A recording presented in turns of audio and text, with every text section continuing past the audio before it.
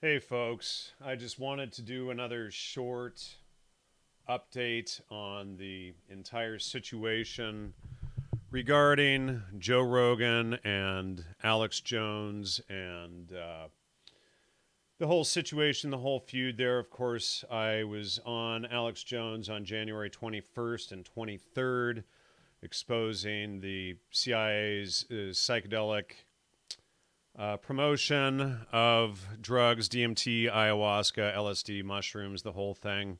I've seen a lot of interesting omissions. Jason Burmis came out doing an interesting hit piece recently, as did, what's his name? Lou Radowski or whatever his name is. But, and saying that there was no evidence for my research on the psychedelic revolution being the real MK Ultra program itself. But on February 8th, 3 days ago, Red Ice threw in their comments on this entire situation. And interestingly, they bring up the situation with me on their show, but they, of course, don't mention my name. And I did a short update the other day saying we need to focus on their omissions in this whole thing, because what you'll see is that everybody across the board, except for Alex Jones, essentially is avoiding saying my name and discussing my work. They'll talk around my work, they'll talk about it, but they won't mention that it's my work. And I find all of this very interesting. So I'm going to play a clip here from Red Ice this week. Flashback Friday, episode 14, blackface, blah, blah, blah, suing, naked economics, etc. But what we'll see is Lana mentioning this whole situation.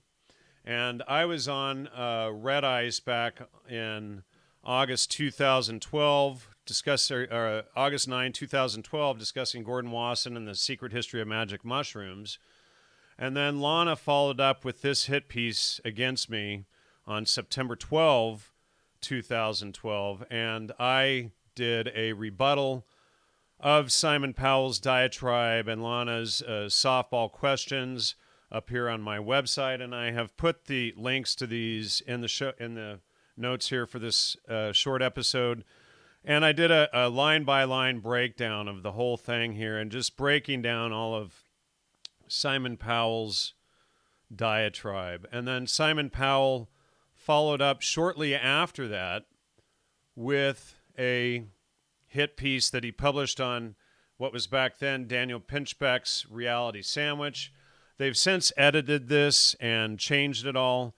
But we can see here that Joe Rogan was a participant in this. Additional thanks to Joe Rogan, Tommy Decentralized, who's a troll who trolled me for years. Johnny Enoch, interestingly, did a hit piece video on me years ago and was able to edit the thumbs up or the thumbs down against my video to like 20,000 when it only had several thousand views.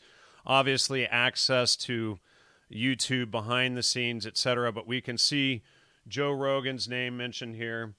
And so they cite my work in this stuff, in this hit piece on Red Ice without mentioning my work. So let's get into this clip here really quickly. All right. Let's talk about Alex Jones, Joe Rogan. Actually, it's a longer clip, so I don't know exactly when he goes, but he went into some kind of meltdown mode there, going after Joe Rogan. Yeah, Alex so Jones. tell us about Joe Rogan.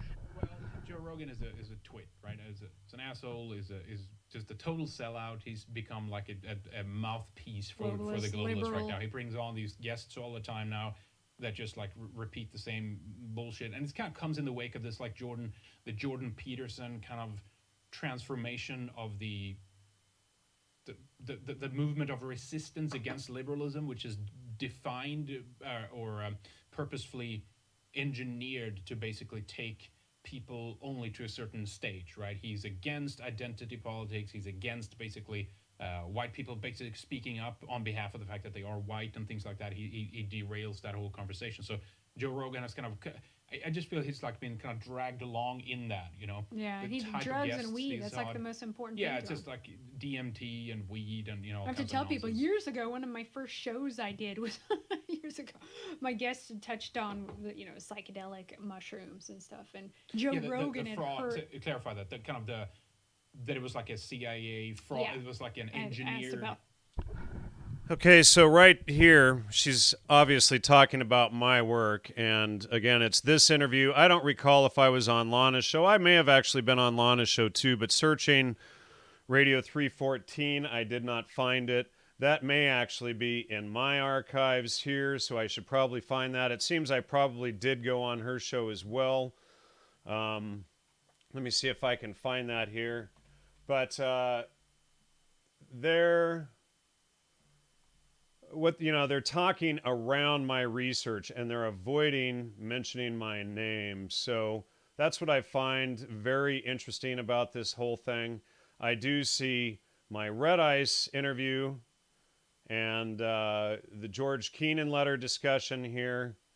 I'm not sure if that's probably out of this same one here, but I'll have to go back through and see if I was on Lana's Radio 314 too. And back then I was on Red Ice maybe 5-6 times. And since this episode here that I'm showing on screen and Simon Powell's hit piece against me, they have not had me back. So this is my research that they're discussing here, while they omit that this is my research. In the 60s, kind of behind all that, the drug culture. Anyway, go on. One of the first shows I did, and Joe Rogan had heard it and was just getting so defensive about mushrooms and was going off and slamming me. This was probably like my third or fourth. So now I want to point out here that Joe Rogan is slamming her, and then she follows up and does this hit piece against me with Simon Powell. Now, it's becoming self-evident that Simon Powell and Joe Rogan coordinated this behind the scene. Now, in this thing here, with Simon Powell's hit piece on Reality Sandwich, this is again from 2012, there was a comment previously about an email that Joe had sent Simon Powell, and I do have a copy of that on my hard drive. I saved this whole thing. They actually went through, they edited this, and then what they did was they only left this guy, Drew Hempels. I wonder if that's Carter Drew or one of these trolls that came out after me later. But they only left his comments up, and they've deleted all of mine and everybody else's comments from this whole thing. And it's just one huge screed and attack against me. They even, this guy Tommy Decentralized, that they mentioned above, a quote from Tommy Decentralized. So they actually, this guy actually edited one of the George Keenan letters that I have from the OSS trying to recruit the CIA. They actually went through and they edited my reading of the letter when I'm the one that has the letter. They didn't even have it. And they tried to say that I was misreading the letter that I pulled from the CIA's own archives and from the Princeton Mud Library, etc. And so this is all a later addition, but therefore I feel beyond speculation that the letter meant Keenan would secretly work for the CIA is false. Now let me just pull that letter up here. I think I posted it on Facebook because of all of the lies that were going on against me at the time. But now all of this stuff is starting to make a whole lot of sense on these players behind the scenes, what they were doing. And give me just a second and I'll have that pulled up here. But, I'm reading the letter. I have the letter. I have thousands of pages of Wasson's personal archives and whatnot. And they're trying to say what the letter says by never having seen it. And this is just absolutely absurd. And hold on, that's a letter from Wasson and Carlos Castaneda. Let me see here. Sorry, folks. I don't want to... Where'd it go here? Okay, this, I think, is it. All right, so here's the letter right here. Let me just pull this up. And, so what they want to do is they want to lie about what this letter said. And it says, I was much interested in what you had to say about the CIA and in many ways would welcome the opportunity to work with Alan Dulles, who has been throughout extremely kind to me. But on balance, I feel I would rather make a break, a clean one at this time. Boland's experience was so shocking, and this is at the end of the OSS, the Office of Strategic Services, and the launch of the CIA. And so they want to cover up this whole thing and lie about this letter that I was reading on air, and then they edited my reading of this letter on Red Ice, altered what it said, and then put it out. And Tommy Decentralized was behind this, who Simon Powell was working with, and then there was a letter that Simon Powell had read from Joe Rogan or had quoted from Joe Rogan, and then Joe Rogan pretended that was a letter that was never supposed to be public. So all of this, in my opinion, was coordinated behind the scenes. But let's see, sorry, that was supposed to go the other direction and zoom in. But have a strong desire to make themselves independent of government at the earliest possible moment. I feel that way myself. I reflect furthermore that if Mr. Dulles and the president were not able to use my contributions directly, they would not be much more apt to have use for them indirectly. Okay, so Dulles, the CIA, he's talking about being recruited. This is to Gordon Wasson, the so-called discoverer of magic mushrooms, and they're trying to spin what this letter says. So it's clear what it says. Everybody can read that there. But we see that Tommy Decentralized was involved in this cover-up here. We can see his name here next to Joe Rogan's. We can see another pertinent retort to Jan Irvin. But again, I want to address that I have the original post of this. This whole thing was edited in hindsight, and they even admit that they went back after Simon Powell did his big hit piece on me. He admits that he went back and finally listened to what I said and what I wrote after the fact, but then he only quotes things from the conclusion of my article on Gordon Wasson, and it's this article here, Gordon Wasson, The Man, the Legend, the Myth, Beginning a New History of Magic Mushrooms, Ethnomycology, and the Psychedelic Revolution. I published this on May 12, 2013. So it appears that Lana is admitting that Joe Rogan contacted them and went ballistic, and then they did these follow-up hit pieces on me, helping Simon Powell and Joe Rogan. Now, I can't prove the behind-the-scenes going on, but it sure makes for interesting speculation. So let's go back and play a little bit more of this. It's like all about mushrooms and drugs, and that's like the most important thing ever. Yeah, drugs. Yeah, those drugs, Yeah, he was like a host at Fear Factor, like this disgusting like sideshow with I think it was like people were like eating bugs, and it was like women in bikinis running around. It was like Yeah, just he's total in that like Hollywood scene, Rome degeneracy game kind of thing. show. Yeah, it was like a Roman game show. Yeah, but anyways, it was a little feud between good old Alex Jones. Okay, so again, they're omitting me. We have to pay attention to the omissions because, again, I was on Alex Jones on January 21st exposing all of this. Again, of course, my live feed was shut down for doing that show. But what I want to touch on also is some interesting background connections regarding Lana herself. Now, Lana, and I did a whole series exposing the music industry called Music, Mind Control, and Psychobiology with Hans Utter, and we've done over 20 shows, 25, 30 shows on all of this. Now, Lana admits that she used to work for IRS Records, who promoted Oingo Boingo, The Clash, R.E.M., etc., and he came from a CIA family.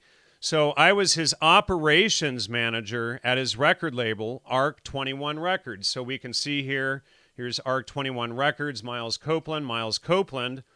of course, is the son of Miles Copeland Jr. Who's Miles Copeland Jr.? He's one of the key people that helped found the CIA, along with Gregory Bateson and a lot of these other people. And Miles Copeland's brother, Stuart Copeland, went on to play in the band The Police with Gordon Sumner, or Sting. So Lana is admitting there that she's tied in with Miles Copeland, the son of the founder of the CIA, and and then she worked as an. Then I was also worked for Martin Landau, who is an actor at Miracle Entertainment. I worked as a producer's assistant and did various jobs on movies, from assistant to cameraman to makeup, etc. And that's Lana Loktev.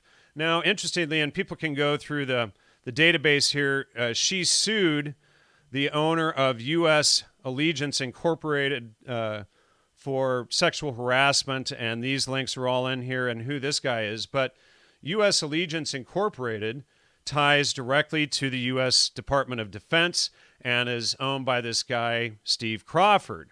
And Steve Crawford comes out of the New School for Social Research, which, here we see Margaret Mead, Gregory Bateson, co-founder of the CIA's ex-wife, also out of there, with many other people coming out of there. Some very interesting connections here. The New School for Social Research was founded by the Fabian Society. We have, John Dewey, John Maynard Keynes, Rockefeller Foundation, Eric Fromm, all of these people coming out of this. And it's a Marxist organization, and a lot of this social engineering that we see out there today is coming out of this stuff. So we have a lot of interesting connections regarding Lana and her work, possible relationship to the CIA.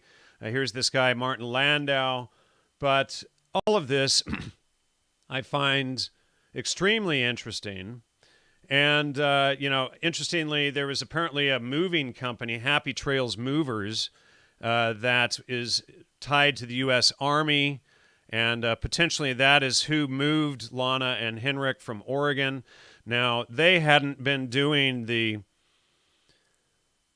show from Norway or Sweden for years. Apparently, they had been doing it from a mini mansion in South Carolina for quite a while before they stopped mentioning Sweden, Norway, I forget.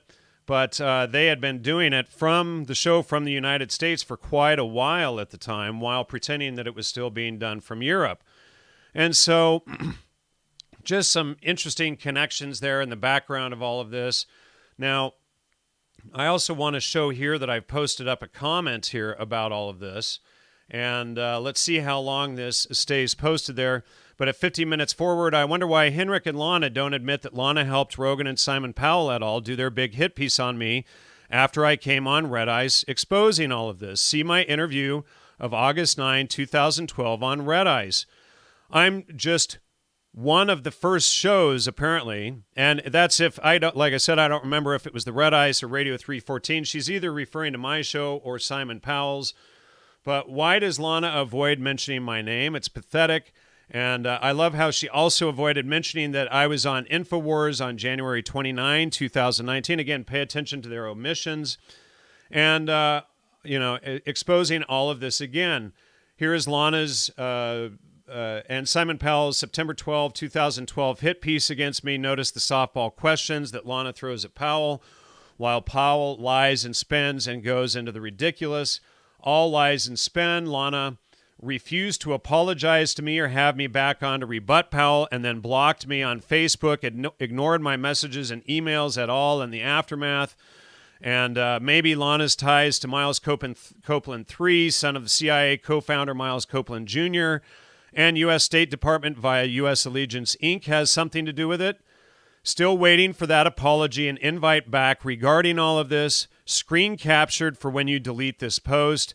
And then I said, the irony is their admission that Rogan went apeshit about my interview, and then they had Simon Powell on, and then Simon Powell followed up with a hit piece against me on Reality Sandwich, citing Rogan in it. So it would appear that the whole hit piece against me was orchestrated behind the scenes. Thanks for revealing that little bit. So, something is going on here with all of this nonsense. And, people are lying apparently in a big cover up here regarding all of this. But I just thought all of you should know what's going on. Again, my live feed on the main channel is shut down. I really appreciate any, support. They're trying to push me out entirely for exposing all of this.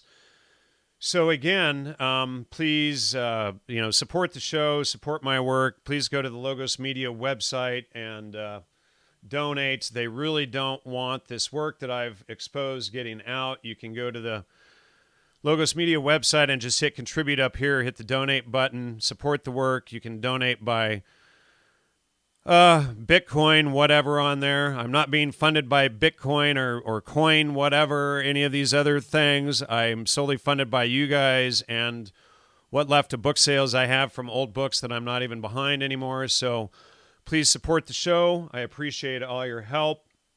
And it's just wild, Anyway, take care, everyone. Thanks for all of those who showed up this morning and jumped in. Take care. Have a good day. Bye.